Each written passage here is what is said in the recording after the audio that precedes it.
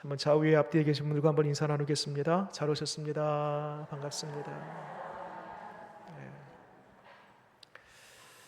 오늘부터 여호수아 말씀 이제 들어갑니다.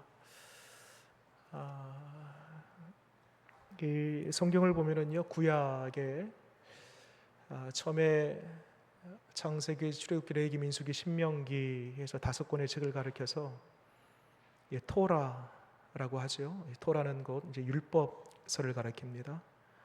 율법서가 이 5권이 있고, 그리고 이후로 역사서, 시가서, 예언서, 그렇게 몸뚱이가 크게 4몸뚱이로 되어 있습니다. 그래서 이 4가지가 전체 의 구약의 구성의 책들입니다. 그 중에서 이 첫 번째 이 토라 율법서 같은 경우는요, 큰 주제가 뭐냐면 하나님이 누구신가예요. 하나님이 누구신가에 대한 답이 창세기서부터 신명기까지 이 5권의 토라 율법서입니다.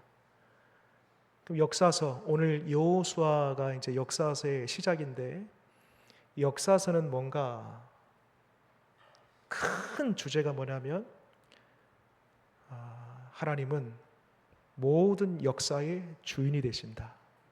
동시에 그 역사의 주인 되신 하나님을 어떻게 섬길 것인가, 이것이 역사서의 큰 주제인 것입니다. 그래서 오늘 여호수아뿐만 아니라 앞으로 여러분들의 성경을 볼 때마다 이 역사서에 해당된 책들은 하나님이 모든 시작과 끝에 역사의 주인이면서 동시에 성경 곳곳에 나와 있는 그 역사의 주인 되신 하나님을 이렇게 섬겨야 되겠구나라는 관점으로 성경을 보면 되겠습니다. 오늘 여호수아 말씀 보는데 보기 전에 여호수아서에 몇 가지 오해들이 있습니다. 우리가 생각하는 오해들, 크게 한 3가지 정도만 말씀드려 볼게요. 첫 번째로는 우리가 여호수아 하면은 이 여호수아의 책은 정복하는 이야기, 전쟁 이야기, 마치 싸움의 기술,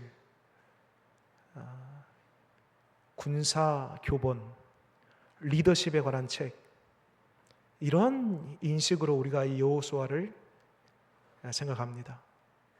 전혀 그렇지 않습니다. 여러분, 여호수아라는 책은요, 싸워서 정복하는 이야기가 아니고요, 순종하여 차지하는 이야기입니다. 잘 기억하십시오. 1장부터 마지막 24장까지 쭉 이 이야기가 갈 겁니다. 여호수아의 책은 싸워서 빼앗는 이야기가 아니에요. 하나님께 순종하여 이미 약속한 그 땅을 순종으로 말미암아 차지하는 이야기다. 중요한 핵심 포인트가 전쟁에 있는 것이 아니라, 정복에 있는 것이 아니라 순종에 있다. 이게 첫 번째 오해이고요. 두 번째로는 여호수아의 주인공이 누구냐? 우리는 이 여호수아 책 제목부터가 여호수아라고 딱 붙어 있으니까 여호수아라는 이 책 자체가 주인공이 여호수아이지 않는가라는 생각을 해요. 그러지 않습니다, 여러분.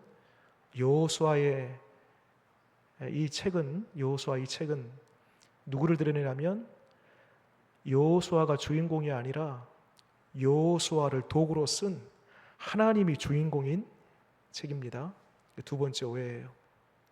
마지막 3번째 중요한 오해가 있습니다. 우리 여호수아 하면은요, 생각나는 찬송이 있죠. 여호수아 본바다 앞으로 가세, 이 찬양하고요, 한 가지 더, 두 번째 찬양은 나 가나안 땅 귀한 성에 들어가려고. 그래서 가나안 땅 하면은 우리는 하나님의 나라 천국으로 생각합니다. 여호수아에 나와 있는 뒤에 이제 후반 부분에 가나안 땅을 점령해 갈 때 그 가나안 땅 곧 하나님의 나라 천국이다 라고 우리는 연결지어 생각을 합니다. 그거 아닙니다, 여러분. 나 가나안 땅 귀한 성에 들어가려고. 천국 아니에요, 가나안 땅. 가나안 땅이 약속의 땅은 맞아요. 근데 천국이면, 하나님의 나라면 가나안 땅에 전쟁이 있으면 안 되잖아요. 가나안 땅은 치열한 전쟁터입니다. 가나안 땅은 곧 하나님의 나라 천국의 모형이 아닙니다. 가나안 땅은 어떤 곳인가? 어쩌면 천국의 모형이 아니고요, 치열한 우리 삶의 현장입니다. 이런 오해들이 제가 한 3가지 정도 정리를 해드렸고요. 여호수아 1장부터 4장까지가 가나안 땅에 입성하는 이야기고요, 5장부터 12장까지가 가나안 정복, 13장부터 21장까지가 가나안 땅에 대한 분배, 그리고 22장부터 마지막 24장까지가 이제 그 가나안 땅에서 어떻게 살 것인가에 대한 이야기입니다. 한 4가지 구조로 이렇게 되어 있고요. 자, 그러면 이제 본격적으로 들어와 볼게요. 잘 따라와 보세요. 1절 말씀 보겠습니다. 1절 같이 한번 읽겠습니다. 시작. 여호와의 종 모세가 죽은 후에 여호와께서 모세의 수종자 눈의 아들 여호수아에게 말씀하여 이르시되. 누가 죽었대요? 모세가 죽었답니다. 여호수아는 모세의 죽음으로부터 시작됩니다. 모세가 누구예요? 이스라엘 백성들에게 있어서의 최고의 지도자요, 용도자요, 리더요, 절대 존재가 바로 모세인 것입니다. 근데 모세가 죽었어요. 얼마나 그 민족들 사이에서 혼란이 가중되고 얼마나 큰 두려움이 찾아왔을까요? 비빌 언덕이 사라진 거예요. 항상 모세만 보고 모세의 말만 듣고 모세가 항상 모든 것을 책임졌기 때문에 모세가 보호자였어요. 그런데 큰 언덕이 지금 사라져 버렸습니다. 그 얼마나 두려웠겠습니까? 그런데 뒤에 이어서 말씀 보세요. 모세가 죽은 후에 그 다음 이어서 나오는 단어가 뭐예요? 여호와께서. 우리는 여호와께서 이 구절을 그냥 습관적으로 반복적으로 의뢰이 여호와께서, 하나님이 나왔구나, 그냥 그 단어를 그렇게 읽었어요. 근데 여러분, 모세가 죽은 후에 여호와께서 라는 단어가 주는 무게감은요, 실로 깊고 대단합니다. 무슨 말이냐면, 모세가 아무리 너희들의 용도자요, 위대한 지도자요, 절대적인 존재다 할지라도 여호와께서, 모든 생사의 주관자가 하나님이시다. 모든 역사의 주관자가 하나님이시다. 모세도 하나님의 손에 붙들려 있는 한낱 도구에 지나지 않아. 그 모든 역사는 하나님에 의하여 써지는 거야. 그게 바로 모세가 죽은 후에 여호와께서라는 그 단어가 주는 무게감인 것입니다. 여러분, 모세가 어떻게 죽었는지 확인해 볼까요? 그 바로 옆에 신명기 마지막 장 34장 7절 말씀 보세요. 같이 한번 읽겠습니다. 시작. 모세가 죽을 때에 나이 120세였으나 그의 눈이 흐려지지 아니하였고 기력이 쇠하지 아니하였더라. 사인이 뭘까요? 왜 죽었어요? 나와 있지 않네요? 건강을 잃어서요? 병들어서요? 수명이 다해서요? 아니에요. 여기 보면은요, 눈이 흐려지지 않고요, 기력이 쇠하지 않았대요. 건강했습니다. 병들지 않았습니다. 수명 다하지 않았습니다. 근데 왜 죽었을까요? 신앙적인 용어로 우리는 이렇게 얘기해 볼 수 있습니다. 모세가 죽은 이유는요, 사명이 다했기 때문입니다. 사명이 다했기 때문에 하나님이 그를 데려가신 겁니다. 자, 여러분, 여기 중요한 게 있습니다. 사명을 누가 줬어요? 하나님이 주신 거예요. 그 사명 다하면 하나님이 데려가시는 거예요. 사명을 주시는 분도 하나님이시고, 그 사명을 다 끝나면 그 생명도 거둬가신 분이 하나님이시고,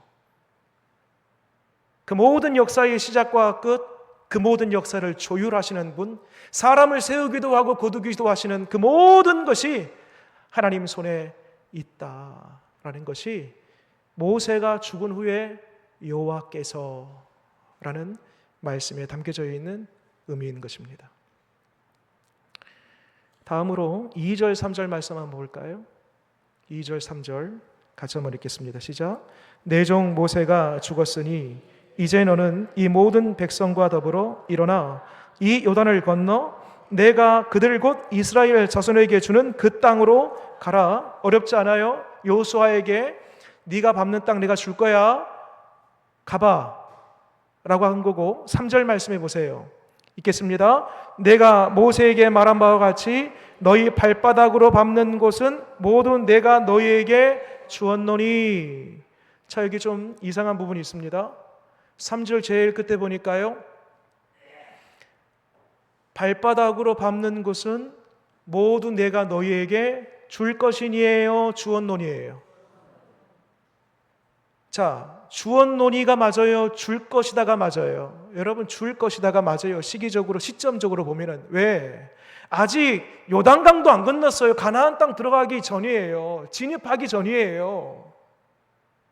그러면 여호수아에게 줄 것이니까 가봐라 이렇게 한 게 맞아요.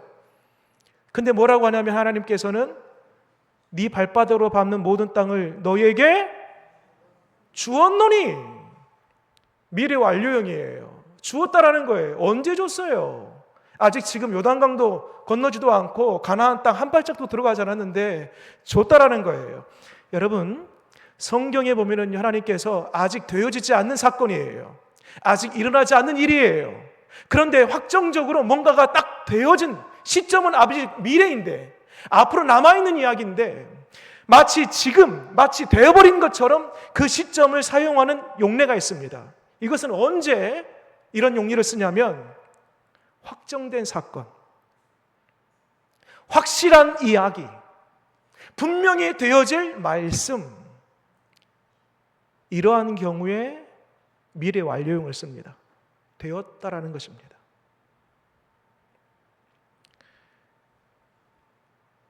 여러분, 오늘날 우리에게 하나님께서 뭐라고 하시냐면 세상 끝날 때까지 내가 너희와 함께함이라 라고 하셔요. 여러분, 믿으십니까? 여러분, 세상 끝날 때까지 내가 너와 함께함이라 약속하셨어요. 그 약속대로 주님이 오늘도 우리와 함께 하시고요, 내일도 우리와 함께 할 거고요. 할 거유가 아니고 했고요. 오늘 말씀대로라면 영원까지, 그 나라 가는 그날까지 주언노니와 같이 이미 확정된 말씀이 우리 가운데에도 동일하게 있음을 믿으시기 바랍니다. 또 한 가지, 그러면 이 약속의 말씀을 언제 주었을까? 자, 다시 3절 말씀 보면은요, 내가 모세에게 말한 바와 같이 이렇게 되어 있어요. 그러니까 여호수아야, 네가 밟는 모든 땅 내가 줄 것인데 이미 그 땅은 모세에게 얘기한 땅이다. 그렇게 보이죠? 맞아요. 이미 그 앞에 지도자 모세에게 준 땅이 맞아요. 주겠다라고 약속한 땅이. 그런데 모세 훨씬도 이전 1500년 전에 그 조상 아브라함에게 가나안 땅, 지금 가야 할 그 땅을 주시겠다고 한 이야기가 있습니다. 한번 직접 그 본문을 한번 찾아볼게요. 출애굽기 2장 말씀입니다. 출애굽기 2장, 창세기 출애굽기 2장 23절부터 보겠습니다.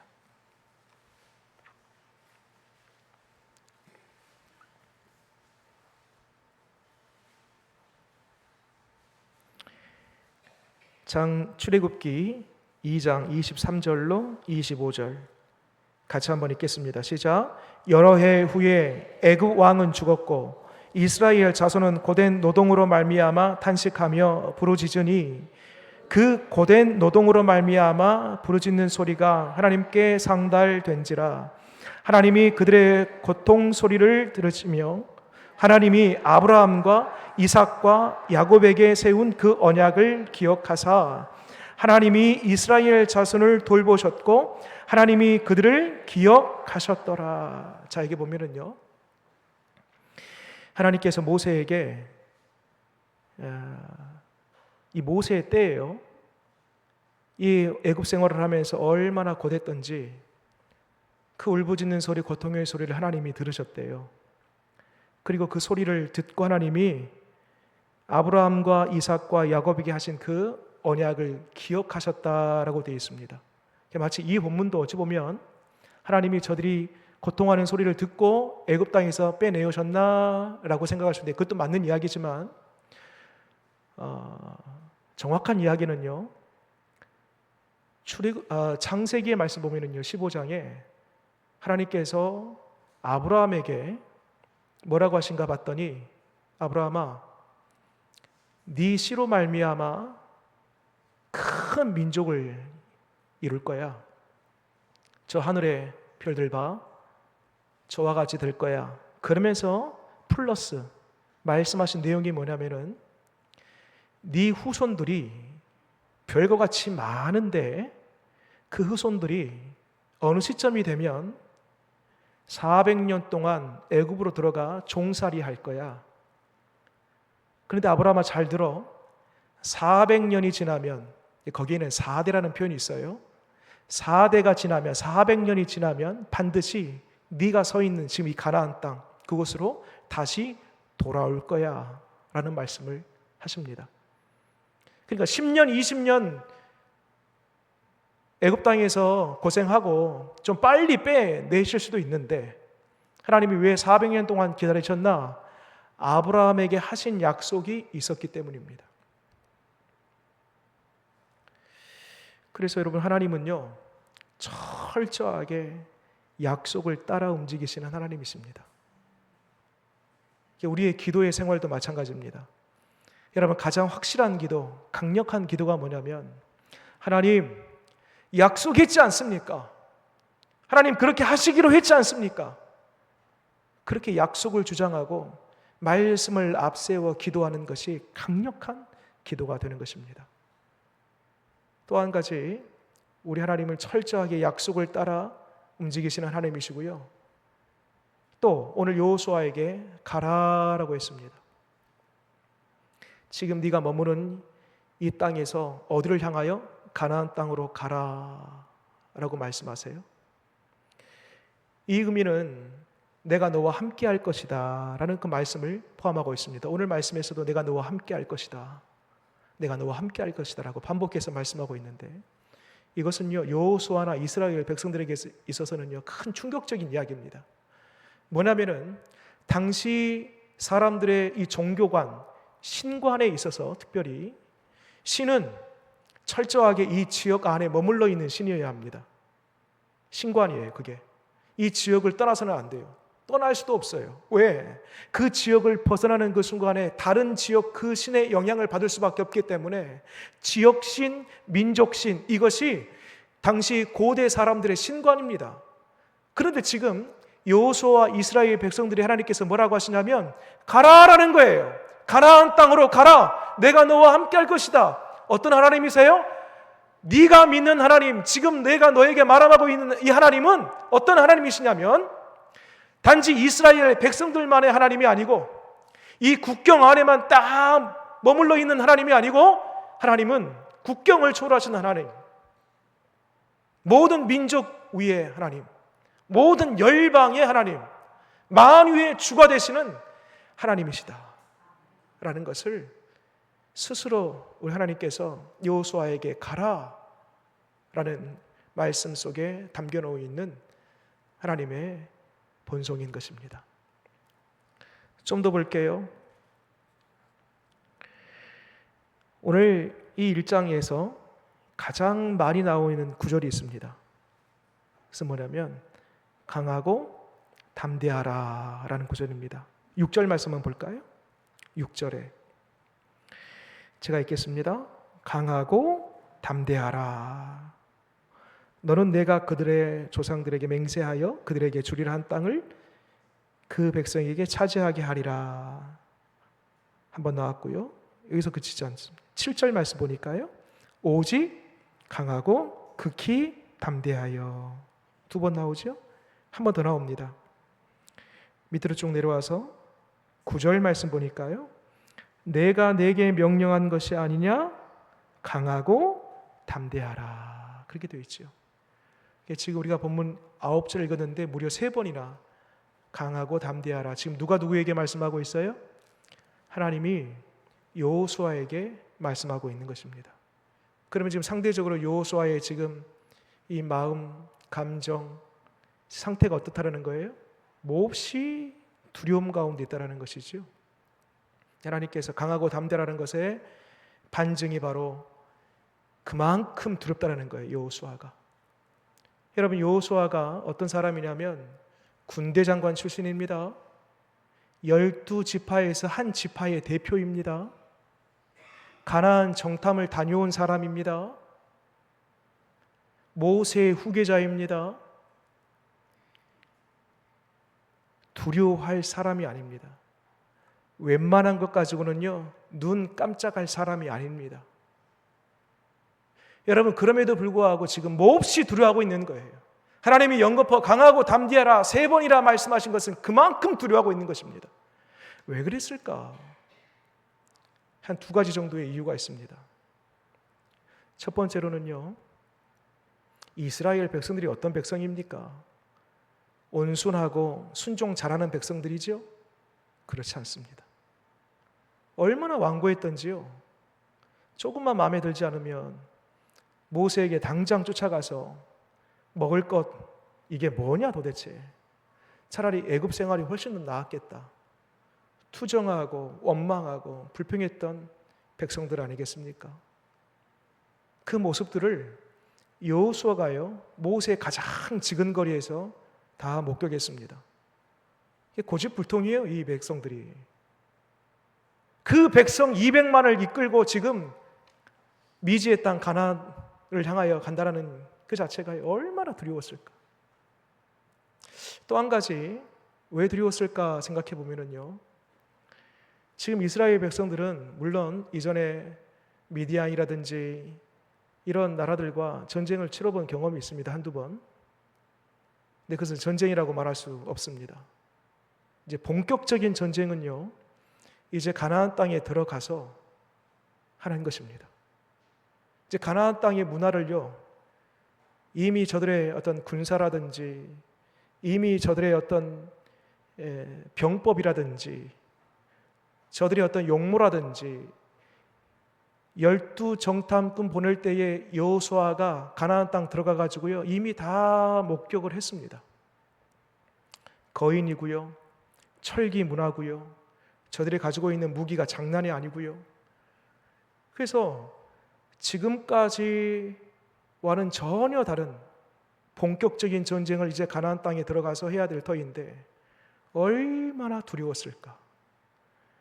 여러분, 이와 같은 이유로 지금 두려움 속에 있는 것입니다. 여러분, 우리 하나님은요, 이 여호수아를 향하여서 여호수아야, 내가 너를 어떻게 훈련시켰는데 네가 군대 장관 되기까지, 네가 지파의 대표가 되기까지 내가 너를 어떻게 훈련시켰는데 너 이 정도밖에 되지 않아? 정신 차려 라고 책망하지 않고요, 강하고 담대하라 라는 것은요, 타이르는 것입니다. 마치 어미가 자식에게 그러면 안 돼, 따뜻함이 배어져 있는 타이름이에요. 기운내, 내가 너와 함께 할 거야, 나 도와준다, 염려하지 마, 기운내. 우리 하나님 책망하지 아니하시고요, 따뜻하게 지금 권하고 있는 것입니다. 여러분, 혹 지금 이 자리에 여호수아와 같은 그러한 대상은 아니겠죠. 우리가 가나안 땅 들어갈 것도 아니고 또 우리가 맡고 있는 사람들도 그런 사람들이 아니고요. 하지만 종류는 다르지만 크기는 다르지만 우리에게도 다소간의 두려움이 있을 수 있습니다. 여러분 무엇 때문에 두려워하시죠? 사람인가요?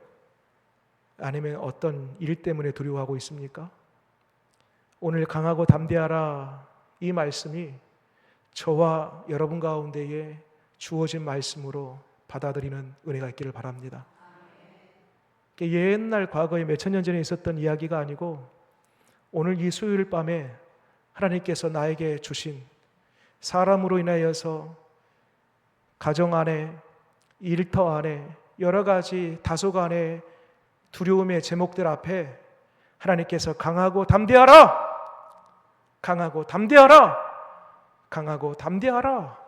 라고 말씀하고 있음을 믿으시길 바랍니다. 강하고 담대하라 라는 것은요, 하나님의 약속을 내포하고 있습니다. 그래, 내가 한번 강하고 담대해 봐야 되겠어.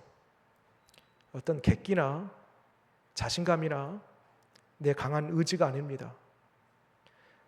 누가 말씀하셨냐면 하나님이 나에게 말씀하신 거예요. 내 속에서 나오는 강하고 담대함이 아니라 외부로 주어진 강하고 담대하라는 하나님의 말씀인 거예요. 하나님께서 강하고 담대하라라는 것은요, 그 속에 무엇을 포함하고 있냐면 내가 도와줄 거다, 내가 함께 할 거야, 내가 반드시 이기게 할 거야, 나는 떠나지 않는다, 끝까지 책임진다. 이러한 약속이 강하고 담대하라 라는 말씀 속에 담겨져 있는 말씀인 것입니다. 여러분, 다시 한번 이 강하고 담대하라는 말씀이 오늘 이 밤에 뭔가에 불안해하고 두려워하고 있는 저와 여러분 가운데에 임하는 하나님의 말씀 되기를 원합니다. 강하고 담대하라. 자, 그러면 마지막으로 우리가 모든 두려움을 벗고 매일매일 강하고 담대할 수 있는 마치 샘물과 같은 계속 솟아나오는 원천이 있습니다. 어디서 그것을 확인하고 어디에서 그것을 우리가 공급받을 수 있는가? 자, 보세요. 1장 7절 말씀 볼까요? 한번 같이 한번 읽겠습니다. 시작. 오직 강하고 극히 담대하여 나의 종 모세가 내게 명령한 그 율법을 다 지켜 행하고 우로나 좌로나 치우치지 말라. 그리하면 어디로 가든지 형통하리니. 자, 여기 보면은요, 오직 강하고 담대하라. 그러면서 그 중간에 보니까요, 내게 명령한 그 율법을 다 지켜 행하고, 뭐가 나와요? 율법이 나오지요. 율법과 강하고 담대하라는 그런 하나님의 말씀과 서로 연결점이 있어요. 여기서 그치지 않아요. 그 밑에 8절 말씀에서도요, 그 율법 책을 내 앞에서 떠나지 말게 하며 주야로 그것은 율법입니다. 하나님의 말씀이에요. 묵상하여 그 안에 기록된 대로 다 지켜 행하라. 그리하면 내 길이 평탄하게 될 것이며 내가 형통하리라. 그렇습니다. 하나님께서 우리에게 강하고 담대하라 라고 말씀하시고 내 속에서 주님 말씀하신 대로 강하고 담대할 수 있는 그 비결, 그 원천, 그것은 어디서 우리가 자꾸 확인하고 끌어올리게 되냐면 하나님의 말씀인 것입니다. 그래서요, 이 여호수아가 이 하나님의 율법의 말씀을 듣고 그 말씀을 붙잡고 어디까지 가게 되냐면, 마지막으로 한번 확인해 볼까요? 여호수아가 이제 말년이에요. 다 늙었어요. 이제 얼마 남지 않았습니다. 사명이. 자, 끝에 23장 보겠습니다. 여호수아 23장 6절.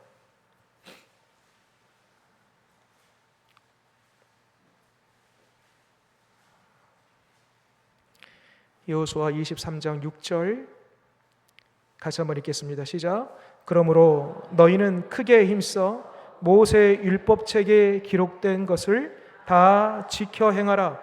그것을 떠나 우로나 좌로나 치우치지 말라. 여러분, 이 말씀은요, 이제 여호수아가 이스라엘 백성들을 다 불러 모아두고 마지막 말년에 마지막 유언에 하는 이야기입니다. 유언장이에요. 유언장. 마지막 유언이 뭐냐면 하나님의 말씀 잘 듣고 지키고 그 말씀 따라 행하라. 그리하면 평탄할 것이다 라고 지금 얘기하고 있는 것입니다. 지금 여호수아가요 1장에서 그 두렵고 그 몹시 공포 가운데 있을 그때에 하나님께서 강하고 담대하라, 하나님의 말씀 떠나지 말아라, 그 말씀 붙들어라, 네 주님 그렇게 하겠습니다 하면서 1장부터 가는 곳곳마다, 가는 성들마다, 만나는 그 가나안 족속들마다 그가 승리하고 그 땅을 점령하고 마침내 그 하나님의 약속의 땅을 완전히 점령하기까지 그 모든 승리의 중심에는 하나님의 말씀이 있었다는 것입니다. 그러니까 1장부터요 마지막 23장, 24장까지 여호수아의 인생 전반에 그 승리의 비결, 강하고 담대할 수 있었던 것은 하나님의 말씀을 붙잡았기 때문입니다. 여러분 시들시들 내 믿음이 약해지고 때로는 세상의 여러 재리들이, 염려들이 찾아올 때에 나를 두렵게 하고 내 마음의 근간을 흔드는 여러 가지 요소들이 우리 가운데 찾아올 수 있습니다. 여러분 그때마다 꼭 기억하십시오. 하나님의 말씀을 펴 읽을 때 그 말씀을 통하여 진정한 강하고 담대한 힘이 공급되어짐을 믿으시기 바랍니다. 말씀으로 승리하는 저와 여러분 되시기를 바랍니다. 기도하겠습니다. 하나님, 오늘부터 여호수아 1장이 시작되었고 한 장 한 장 이 말씀을 볼 터인데 바라옵기는 이 말씀이 단지 오래전에 있었던 지난날의 말씀이 아니라 오늘 지금 여기 우리에게 주신 하나님의 말씀으로 받고 그 말씀을 따라 여호수아가 담대하고 강하게 살아났던 것처럼 우리 역시 강하고 담대하게 살아갈 수 있는 하나님의 말씀 될 수 있도록 도와주시옵소서. 하나님, 아무리 힘들고 어렵고 두려움 가운데 있다 할지라도 하나님 나와 함께 하시고 강하고 담대하라 응원하고 격려하고 약속하신 하나님이 계신다라면 우리 어떤 산도 넘어가고 어떤 파도도 하나님 타고 넘어갈 수 있는 그러한 힘과 능력을 하나님이 주실 줄 믿습니다. 어려울 때마다 여호수아에게 하나님께서 말씀하신 것처럼 율법책을, 하나님의 그 말씀을 듣고 그 말씀을 떠나지 말고 그 말씀을 지켜 행하라, 이것이 평탄하게 할 것이다 라고 했던 것처럼 하나님의 약속의 말씀을 힘들 때마다 오히려 더 붙잡게 하시고 두려울 때마다 그 말씀을 더 많이 펴 읽어 그 말씀을 붙들고 승리하는 우리 되게 하여 주시옵소서. 예수님 이름으로 기도드립니다. 아멘.